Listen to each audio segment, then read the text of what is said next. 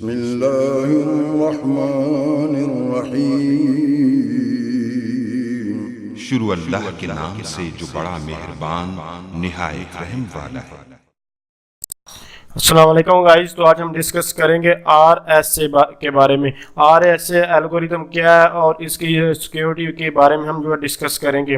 तो RSA algorithm, तो ये RSA एल्गोरिदम जो था ये हम ऑलरेडी जो हम पब्लिक की क्रिप्टोग्राफी के बारे में जो डिस्कस किया था ये उसी पे डिपेंड करता है और ये बिल्कुल उसी पर वर्क करता है। तो क्रिप्टोग्राफी को एक बार मैं थोड़ा रिवाइज करता हूँ। पब्लिक की क्रिप्टोग्राफी जो थी हमारे पास, यानी कि उसमें यह था कि जो एक प्राइवेट की होती थी और एक पब्लिक की होती थी। तो प्राइवेट और पब्लिक की, तो जो भी इंक्रिप्शन जो की जाती थी वो पब्लिक, यानी कोई डाटा सेंड करने के लिए वो पब्लिक की के थ्रू जो की जाती थी, और अगर अथेंटिकेशन करनी होती तो वो प्राइवेट की के थ्रू आपको मैंने बताया था। तो काइंडली अगर आपने वो ट्यूटोरियल नहीं देखा तो आप क्रिप्टोग्राफी का जो ट्यूटोरियल देख लें। एक सिमेट्री की होता था, एक एसिमेट्री की होता है, यानी कि एक जो हमारे पास प्राइवेट की के एल्गोरिदम था और ये एक हमारे पब्लिक और प्राइवेट की का एल्गोरिदम था। पब्लिक और प्राइवेट की का जो एल्गोरिदम था, क्रिप्टोग्राफी का एल्गोरिदम जो था, उसके बारे में मैं आपको बता रहा हूँ। तो ये उसी को फॉलो करता है ये एल्गोरिदम, यानी कि ये हमें जो RSA ये हमें अथेंटिकेशन भी देता है, इसके साथ इंक्रिप्शन और डिक्रिप्शन में और की एक्सचेंज का भी हमें बताता है। तो ये तीनों चीज़ें हैं, ये हमें देता है एल्गोरिदम। तो ये सबसे ज़्यादा आजकल जो दुनिया में यूज़ किया जा रहा है वो एल्गोरिदम है RSA। तो ये एल्गोरिदम जहाँ सेंसिटिव कोई भी इंफॉर्मेशन इंक्रिप्ट या डिक्रिप्ट करनी होती है तो वहाँ इसका यूज़ किया जाता है। तो ये RSA, ये तीन वर्ड से मिलकर बना ये RSA। ये हमारे पास यानी ये तीन क्रिप्टोग्राफर थे, उनके फर्स्ट पहला जो कैपिटल लेटर है वो लिखा हुआ है, यानी कि ये हमारे पास Rivest RIVEST Rivest Shamir SHAM Rivest Shamir and Adleman ADLEMAN। तो ये तीनों क्रिप्टोग्राफर थे जिन्होंने इसके बारे में बताया था।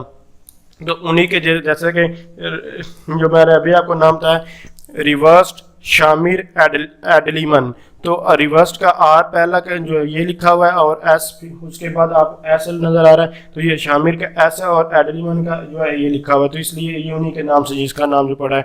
उसके बाद ये तीनों जो थे ये स्टूडेंट थे MIT के 1977 में। तो ये MIT एक यूनिवर्सिटी है, टॉप 10 यूनिवर्सिटीज़ में इसका जो जिक्र था दुनिया की। तो MIT के ये स्टूडेंट्स हैं जिन्होंने ये इसका कंसेप्ट दिया था।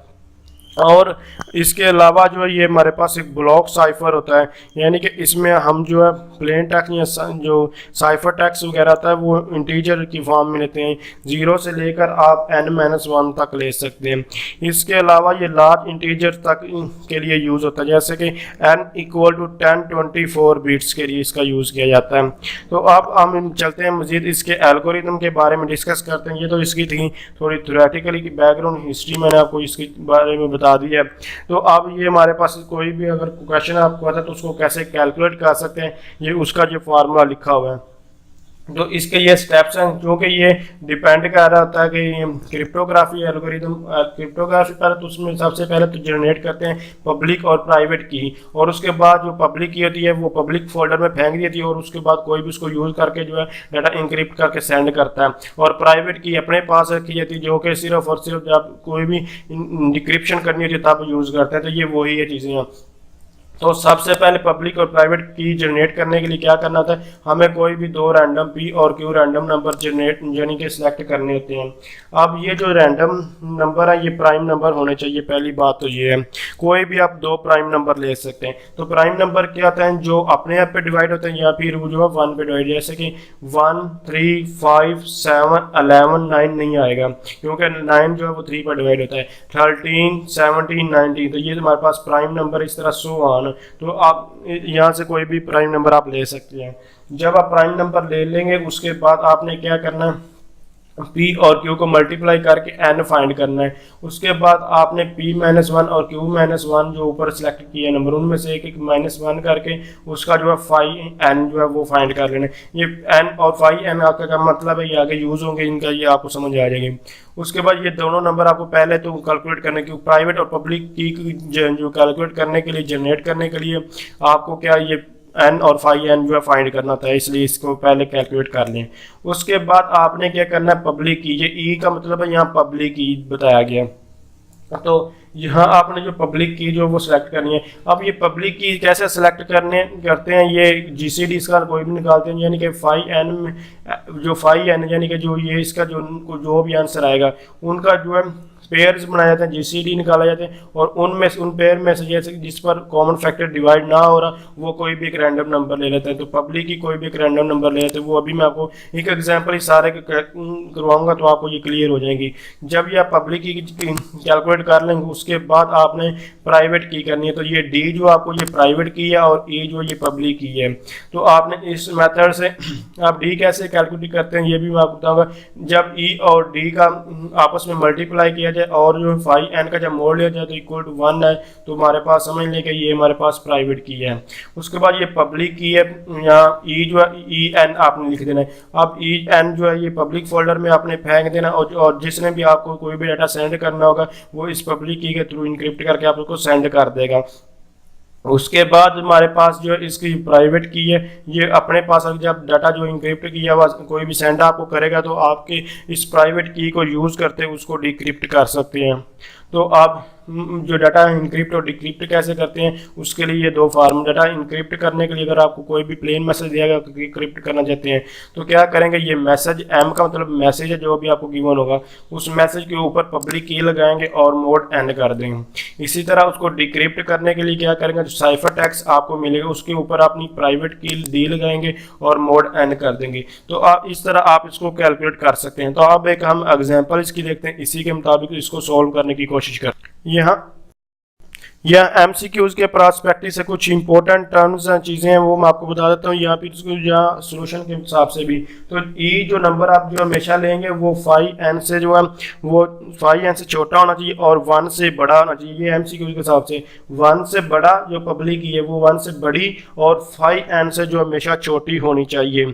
इसी तरह जो हमारे पास आप समझ लेंगे ये डी है, ये 0 से बड़ी और n से छोटी होनी चाहिए, यानी कि जो प्राइवेट की है ये 0 से बड़ी और जो 5n से यानी 5n नहीं यहाँ n आएगा, यहाँ ये n से जो है छोटी होनी चाहिए। फिर मैं रिपीट कर देता हूँ, जो पब्लिक की है वो 1 से बड़ी होनी चाहिए और जो 5n है उससे छोटी होनी चाहिए। लेकिन जो प्राइवेट की डी है वो आपके हमेशा जो है 0 से बड़ी और यहाँ 0 इक्वल कह लें, 0 से बड़ी या 0 को इक्वल या फिर n से छोटी या n के इक्वल होनी चाहिए। तो ये हमारे पास इंपॉर्टेंट टर्म्स जो आपको याद रखनी होगी, यहाँ एमसीक्यूज के पर्सपेक्टिव से ये आपको आ सकती हैं। इसी तरह अगर आप जो प्लेन टेक्स्ट ले यानी कि जो मैसेज आपको m दिया गया है, ये जो m है ये 0 के इक्वल हो सकता है या फिर 0 से बड़ा कोई भी नंबर इंटीजर होगा और हमेशा n से छोटा कोई भी नंबर होगा। तो ये क्योंकि प्लेन टेक्स्ट इंटीजर वगैरह में हम ले रहे हैं तो ये हमारे पास मैं आपको बता चुका हूँ 0 से बड़ा और जो हमारे पास यहाँ 0 के इक्वल और n से छोटा होना चाहिए। तो ये चीज़ें थी जो आपको याद रखने की इंपॉर्टेंट टर्म्स, इसलिए मैं थोड़ा स्लोली और रिपीट उनको बार बार कर रहा हूँ। तो ये बहुत इंपॉर्टेंट टर्म्स हैं जो आपको याद रखनी होंगी। तो कर ले कि आपको इस तरह का क्वेश्चन है, यानी कि आपको P गिवन है 11 और 17 और Q गिवन है आपको 11 और M गिवन है आपको 18। ये आपको क्वेश्चन किसी तरह से भी हो सकता है, जस्ट आपको जो है ये फार्मूला पता होना चाहिए। जैसे आपको क्वेश्चन है, अगर आपको ये P और Q गिवन नहीं होगा तो आपको क्या RSA के थ्रू कोई भी एक मैसेज इंक्रिप्ट और डिक्रिप्ट करके सेंड कर, तो ये आप मैसेज भी खुद से कोई भी अज्यूम कर सकते हैं, Q भी कर सकते हैं, P भी कर सकते हैं, ये आप पे डिपेंड करता है। जिस हिसाब से आपको क्वेश्चन कहा गया आप उस हिसाब से इसको सॉल्व कर सकते हैं। तो जस्ट हम एक एग्जांपल देते हैं और इसको आप इजीली सॉल्व कर सकते हैं। अब इस मैसेज को जो अगर आप साइफर में और या प्लेन टेक्स्ट में कन्वर्ट करना चाहते हो कैसे कर सकते हैं, सेंड करने के लिए आपके पास पब्लिक और प्राइवेट की होना जरूरी है। इसलिए आपको सबसे पहले तो पब्लिक और प्राइवेट की कैलकुलेट करनी होगी। तो सबसे पहले हम पब्लिक और प्राइवेट की कैलकुलेट कर लें और उसके बाद हम मैसेज को जो साइफर टेक्स्ट में कन्वर्ट करेंगे और इंक्रिप्ट और डिक्रिप्ट करेंगे। तो सबसे पब्लिक और प्राइवेट की कैलकुलेट करने के लिए इसी फॉलो को करते हुए आगे हम मूव ऑन करते हैं।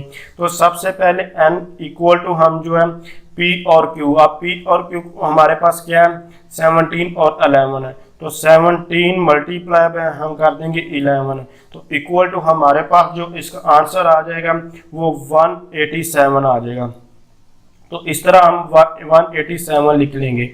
तो अब ये हमारे पास n जो है कैलकुलेट हो चुका है। अब हमें क्या करना है, फाई n को कैलकुलेट करना है। तो जस्ट आप फाई n जो है वो कैलकुलेट कर लेते हैं।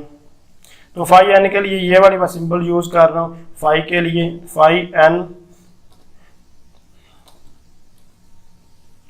तो यहाँ फाई n जो है वो कैलकुलेट, फाई n का formula p minus 1 q minus 1 है। इसका मतलब है कि जो हमारे पास p है वो 16 आ जाएगा, मल्टीप्लाई हमारे पास जो है 11 की जब 10 आ जाएगा और इक्वल टू 160 हो जाएगा। इसी तरह ये जब हम ये कैलकुलेट कर ले, अब हमें e कैलकुलेट करना है। तो आप e कैसे कैलकुलेट कर सकते हैं, बहुत इजी मेथड है, लेकिन अगर यहाँ अगर बुक वगैरह में आप देखेंगे तो ये इसकी आपको समझ नहीं आएगी। तो इसको बेसिकली ये दो चीज़ें आपको देखनी होगी, e और d, दो इंपॉर्टेंट टर्म जो यहाँ न्यू आई हैं, जैसे कि मैंने आपको डेफे हेरमन वगैरह पर, बाकी ये सारा मेथड उसी का आगे वाला जो आएगा, सिर्फ यहाँ तो e और d को आप बहुत ध्यान से आपको समझना होगा। तो इसके लिए आपने GCD e phi n equal to 1 जो है ये फाइंड करना है। तो आप GCD हम लिख लेते हैं, GCD लिख लें और उसके बाद आपको जो है E लिखना होगा। तो E चूँकि हमें अभी फिलहाल नहीं पता तो E को वैसे रहने देते हैं। और फाई n हमारे पास क्या है 160, तो 160 हम लिख लेंगे। तो फाई 160 लिखने के बाद इक्वल टू 1 आए। तो अब E कैसे कैलकुलेट करें, कि E को कैलकुलेट करने के लिए आपको जस्ट क्या करना होगा कि इसके जो पेयर्स बनाए, यानी कि इसको मुख्तलिफ पार्ट्स में डिवाइड, अभी आपको करके दिखा देता हूँ इसके यहाँ। तो हमारे पास 160 है। अब 160 को अगर हम जो है मल्टीप्लाई करें 80 मल्टीप्लाई बाय 2 करें तो हमारे पास क्या आएगा, वही 160 आ जाएगा। इसी तरह अगर हम जो 160 है, अब 160 जो है इसको मजीद डिवाइड करेंगे तो हमारे पास क्या आएगा, 40 मल्टीप्लाई बाय 2 मल्टीप्लाई बाय 2। तो इस तरह इसको डिवाइड करते जाएंगे और आगे मूव ऑन करते जाएंगे, लास्ट तक आप इसको डिवाइड करेंगे। तो जस्ट आपने इस तरह इसको कंप्लीट करना है, यानी कि मैंने इसको सारे को कंप्लीट कर दिया है। तो लास्ट तक देख लें, ये 5 से आगे ये हमारे पास डिवाइड नहीं होगा। तो आप इसको यहाँ हम जो है GCD इसका लिखने के लिए जस्ट आपको क्या है, जैसे कि ये सारे नंबर जितने भी ये नंबर फैक्टर्स वगैरह बनाए हैं, इन फैक्टर्स में से कोई आप यूज़ नहीं कर सकते, बल्कि इसके अलावा आपको कोई भी एक नंबर आप रैंडमली जो है यूज़ कर सकते हैं। जैसे कि आप 3 कर लें, 7 कर लें, 11 कर लें, 13 कर लें, कुछ भी आप कर सकते हैं। तो आप 5 नहीं यूज़ कर सकते, ना 2 ना 10 ये 40 ये आप कोई भी नंबर यूज़ नहीं कर सकते। तो ये 5 यहाँ यूज़ नहीं आप करेंगे, हम यहाँ जस्ट कोई एक रैंडमली कोई भी नंबर आप ले सकते हैं, जैसे कि 5 के अलावा आप कोई भी ले लें, 13 भी ले सकते हैं इसकी जगह। तो ये एक ई नंबर मैंने ले लिया 7।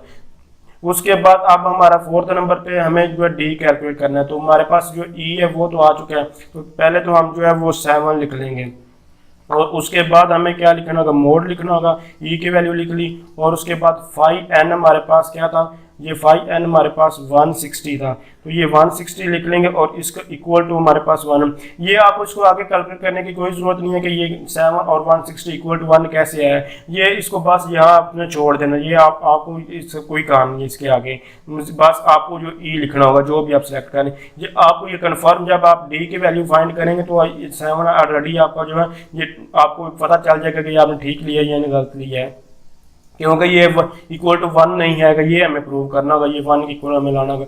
अब हमें जो मुश्किल चीज़ आती है डी को कैलकुलेट करना, तो अब डी को कैसे कैलकुलेट करेंगे, तो डी को कैलकुलेट करने के लिए जस्ट क्या करना होगा कि हमें कोई ऐसा नंबर लेना होगा जो 7 के साथ मल्टीप्लाई करें और 160 के साथ उसका मोड इक्वल टू 1 है। तो इसको लेने के लिए आपको जस्ट क्या करना होगा कि ये जो 160 है, 160 में आपको एक नंबर ऐड करना होगा। 160 में आप जैसे कि लिख लें, मैं आपको बता देता हूँ कि यहाँ 160 लिखें, 160, और इस 160 को आप लिख लें कि 160 है तो इसमें +1 कर दो, तो 161 लिख लें। इसी तरह आप 160 + 161 कर, यानी कि इसमें आप इनको प्लस करते जाएं। 161 है तो 161 को फिर आप प्लस करेंगे, 320 आपके पास आ जाएगा। इसी तरह सो ऑन, इसको आप प्लस करते जाएं।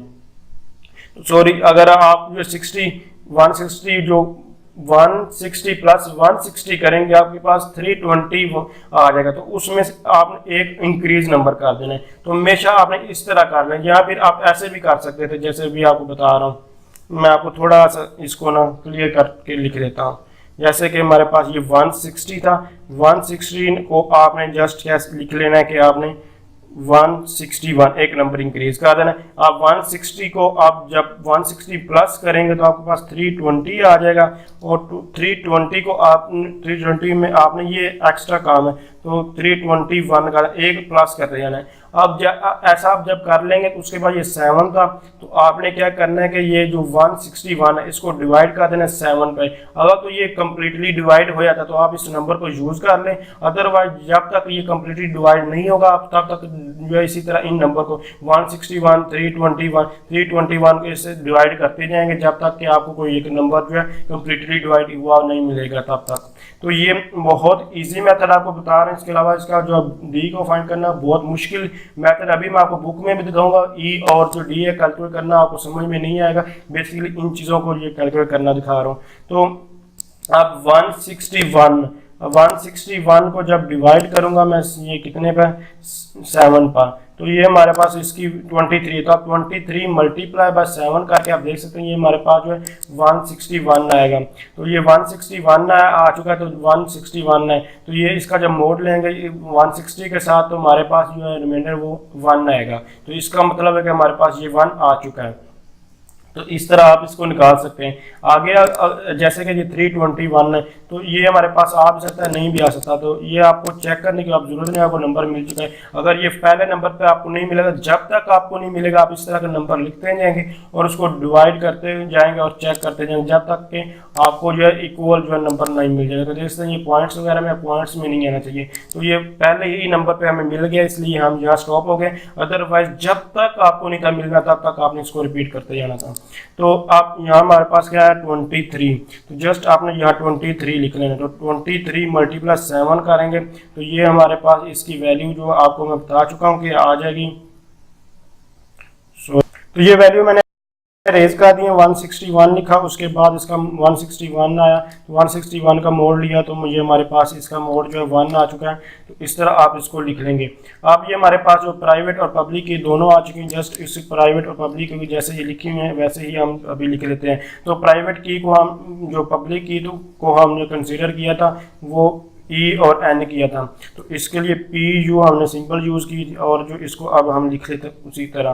तो ई हमारे पास क्या है, हमारे पास ई 7 है, तो 7, और उसके बाद हमारे पास एन जो था, एन जो वो है हमारे पास यहाँ एन हमारे पास अभी इसको लिख लेते हैं 187 में लिखा था, यहाँ रेज हो चुका है, तो ये जस्ट यहाँ 187 लिख लेंगे। तो एन हमारे पास 187 है, यहाँ 187 हम लिख देंगे और उसके बाद क्लोज कर देंगे। इसी तरह हम अब प्राइवेट की को भी लिख लेंगे, तो इसके लिए हम जो है प्राइवेट की के लिए पी आर हमने यूज़ की सिंबल, वही सिंबल हम यूज़ करेंगे, और उसके लिए प्राइवेट की के लिए 23 आया था। ये चीज़ें मैंने रेज कर दी, डी कैसे फाइंड किया, अब क्योंकि हमारा फाइंड हो चुका है, अब इसकी हमें कोई ज़रूरत नहीं थी।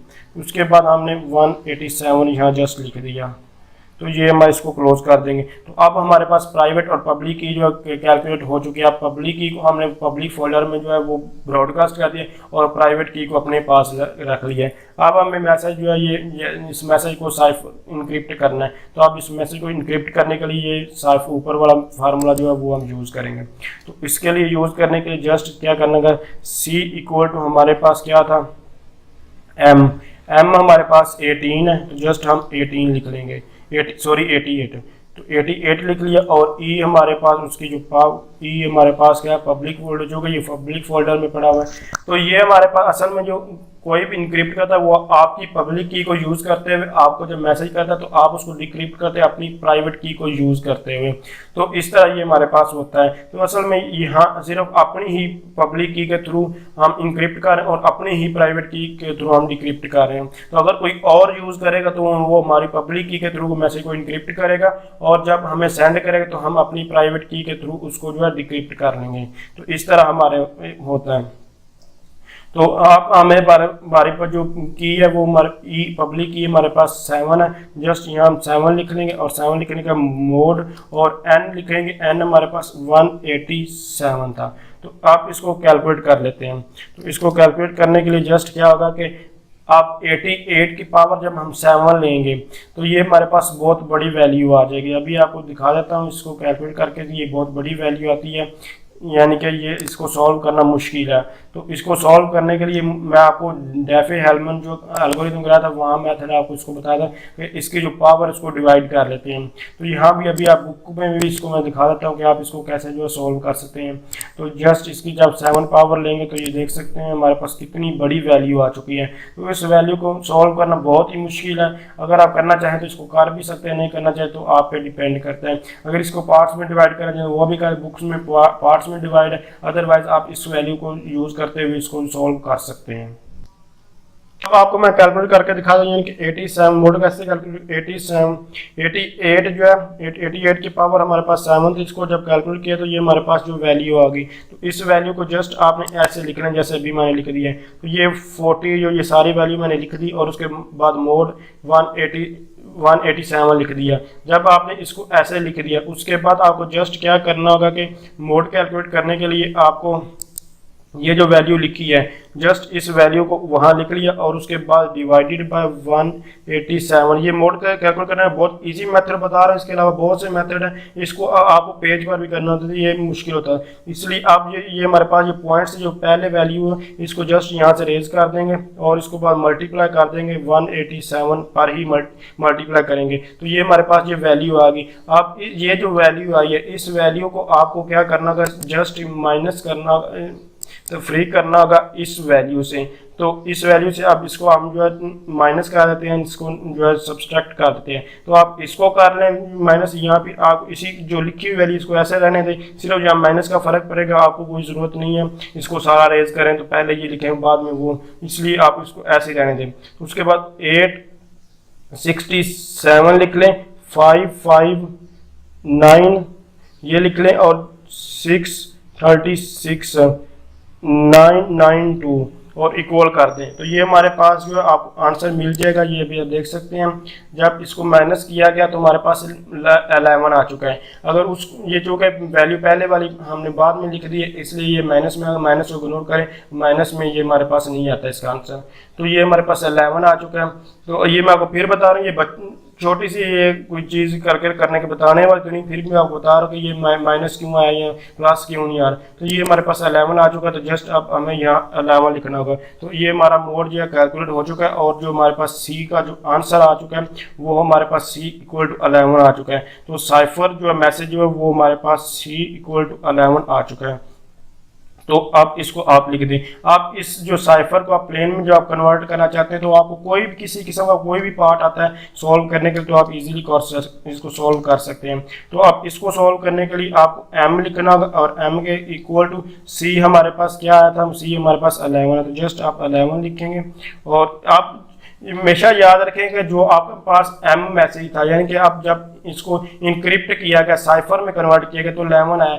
जब दोबारा इसको कन्वर्ट करेंगे तो हमारे पास जब इसको फार्मूला अप्लाई करने के बाद तो 18 आना चाहिए, जो प्लेन टेक्स्ट है वो सेम आना चाहिए। तो इसके मतलब होगा कि आपका क्वेश्चन जो है वो ठीक है, अदरवाइज वो रॉन्ग होगा। लेकिन अगर बहुत बड़ी कैलकुलेशन है तो अगर आपके पास टाइम है तो आप डायरेक्टली भी जो है यहाँ आप m फार्मूला लिखने के बाद m = 18 लिख सकते हैं। ये तो एक ट्रिक है जो आप यूज़ कर सकते हैं।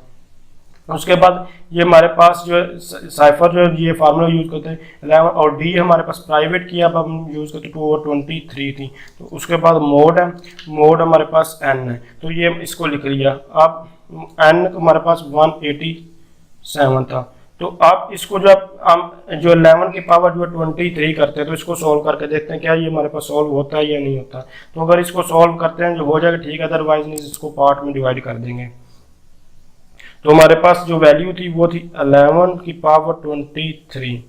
तो ये देख सकते हैं ये हमारे पास ये सॉल्व नहीं हो रहा, ये हमारे पास ई में जिसने वैल्यू दे दी है। तो इसको सॉल्व करने के लिए इसको आप पार्ट्स में डिवाइड करना चाहते हैं कर सकते हैं। तो जो मैं भी आपको बुक में से इसको दिखाता हूँ, सारी चीज़ें रिपीट करता हूँ और इजीली अगर ये सॉल्व नहीं हो रहा, आपको प्रॉब्लम्स आ रही है पार्ट्स में इतना बड़ा, तो आप डायरेक्टली भी 88 लिख सकते हैं। तो ये देख सकते हैं जो अभी आपको मैंने कैलकुलेट किया, बुक में देखेंगे तो आपको P और जो कि ये बुक से एग्जाम्पल ली गई है। तो P और जो क्यों है उसका जो एन निकाला गया वो 187 था, उसके बाद कैलकुलेट 5n कैलकुलेट किया गया उस वो 160। ये बहुत मुश्किल वे से उन्होंने ई जो है ये कैलकुलेट किया, बताया नहीं ये ई कैसे आए कैसे नहीं आया, ये बच्चों को यहाँ मुश्किल पेश आती है। उसके बाद ये हमने ई जो है वो कैलकुलेट किया। आप ई की जगह कोई और भी वैल्यू आप कैलकुलेट रख कर 13 रख कर आप इसको सॉल्व करेंगे तो आपके पास फिर भी ये आंसर ठीक आएगा और आप इसको ईजिली यूज़ कर सकते हैं। मैसेज इंक्रिप्ट और डिक्रिप्ट करेंगे तो ये सेम चीज़ें ही आएंगी। उसके बाद आपने ये डी कैसे कैलकुलेट कर मैं आपको बता दिया। यहाँ इसने क्या किया, एक्लीड जो एल्गोरिथम चैप्टर 4 में हमने पढ़ा उसको यूज करो, बहुत मुश्किल आपको इजीली समझ आने वाली, वो असल में एक और नया क्वेश्चन बन जाता है जब उसको यूज़ करेंगे। तो इसलिए जो इसका मैंने आपको इजी मेथड बता दिया कैसे कैलकुलेट करें। ई और डी ये दोनों कैलकुलेट बेसिकली यही आपका काम था जो हो चुका है। इसको दोनों को मैं आपको कैलकुलेट कर दिया। अब आपको जो है मैसेज को इनक्रिप्ट करना था तो ये 88 की पावर 7 थी जो बड़ी है, तो इन बुक वालों ने क्या किया कि इसकी पावर बेस सेम रहने दी है और पावर को 4, 2 और 1 में डिवाइड कर दिया और उसके बाद कैलकुलेट किया। कैसे किया ये इजीली है, कर सकते हैं, आप देख सकते हैं 81 का मोड लिया है उन्होंने 187 का, चूँकि ये 187 से छोटी थी 88 पहले वाली तो उसको उसी तरह लिख देते हैं। इसी तरह 88 का फिर मोड लिया तो इन्होंने ये निकाल दिया और उसके बाद ये तीनों मोड को मल्टीप्लाई करके दोबारा मोड लिया तो ये 11 आ गया। तो इस तरह आप कर सकते हैं, क्योंकि अब वैल्यू हमारे पास जो वैल्यू बड़ी आ चुकी है आप इसको डिक्रिप्ट करना तो अब 11 के पावर 23 आया था तो इसको उन्होंने पार्ट में डिवाइड कर दी। इसी तरह आप भी कर सकते हैं पार्ट्स में, ये पार्ट्स आप अपनी मर्जी जैसे मर्जी बना लें, ये आप पे डिपेंड करता है जैसे आपको ईजी लगे। इन्होंने 1 के साथ 1, 2, 4, 8 और 8 के हिसाब से इसको डिवाइड किया है। तो इन्होंने उसी हिसाब से इसको मोड कैलकुलेट किया है। पहले इसका मोड, फिर 11 का मोड, फिर इसका मोड 4 का, फिर 11 8 पावर का मोड कैलकुलेट किया। इन चारों को आपस में मल्टीप्लाई किया, जो भी वैल्यू आई ये हमारे पास वैल्यू आई, उसको बाद इन्होंने इसका मोड निकाल दी और ये 88 दोबारा आंसर आ चुका है। तो अगर आप इनमें से आपको कोई कन्फ्यूजन आ रही है तो आप जो है कमेंट्स कर सकते। इसके अलावा इस चीज़ को मैंने बहुत डिटेल के साथ तो डेफी एलिमेंट में भी बताया है। इसके अलावा हम इसकी बुक में से कुछ एग्जांपल्स लेंगे और उनके बारे में डिस्कस करेंगे। तो आप हमारे पास ये क्वेश्चन जो है ये कंप्लीट हो चुका है, जो पहले आ रहा है एल्गोरिथम क्या है। उसका सेकंड क्वेश्चन था RSS सिक्योरिटी। तो ये छोटा सा RSS सिक्योरिटी क्या होती है, यानी कि RSS में कुछ प्रॉब्लम आ सकती है, यानी कि अगर आप P और Q की वैल्यू अगर छोटी लेते हैं तो उसमें ब्रूट फोर्स अटैक जो है वो अप्लाई हो सकता है। लेकिन चूँकि पेपर में क्वेश्चन आता है वो छोटी ही वैल्यू के साथ आता है, या आपको छोटी सी वैल्यू अज्यूम करते हैं, तो इसलिए जब रियल लाइफ में होता तो हमारे पास जो प्राइम नंबर लिए जाते हैं P और Q वो लार्ज लिए जाते, जिसकी वजह से ब्रूट फोर्स अटैक उस पर नहीं अप्लाई किया जाता, जो है अप्लाई नहीं होगा। तो इसके लिए ये सिक्योरिटी है, ये चार चीज़ें आपको दिखाई। इसके मैथमेटिकल अटैक्स भी हो सकते हैं, तो जब प्राइम नंबर जो बड़े होंगे तो उसके लिए मैथमेटिकल कैलकुलेशन भी मुश्किल हो जाएगी, और छोटे होंगे तो वो मुश्किल। और timing attacks, chosen cipher attacks, ये सारी चीज़ें हैं, तो ये अटैक्स हो भी सकते हैं। लेकिन आप कुछ एल्गोरिथम अगर प्राइम नंबर्स वगैरह बढ़ा लें और उसकी कैलकुलेशन वगैरह हिसाब से करें तो ये हमारे पास अटैक्स नहीं होंगे। तो अगर आप समझते हैं ये वीडियो हेल्पफुल, इसको लाइक शेयर और कमेंट्स जरूर कि इसके अलावा इसकी मुख्तलिफ हम एग्जाम्पल्स भी देखें जो बुक में जो गिवन एक्सरसाइज में उनको सॉल्व करेंगे। तो थैंक्स फॉर वॉचिंग, अल्लाह हाफिज़।